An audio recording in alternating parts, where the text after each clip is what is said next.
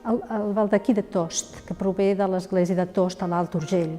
Nosaltres tenim aquí, al Museu Nacional té la taula central del baldaquí, que anava plana, evidentment, a sobre de l'altar. El baldaquí és el moble per donar més rellevància al lloc on se celebra l'Eucaristia.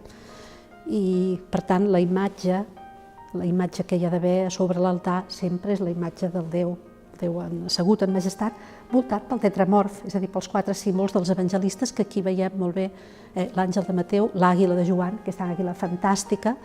Vegem que en el romànic les figures s'adapten a l'espai de què disposen, o sigui, encara que hagin de distorsionar la forma, és igual, veieu? Aquí és quasi una cosa contemporània, és preciós.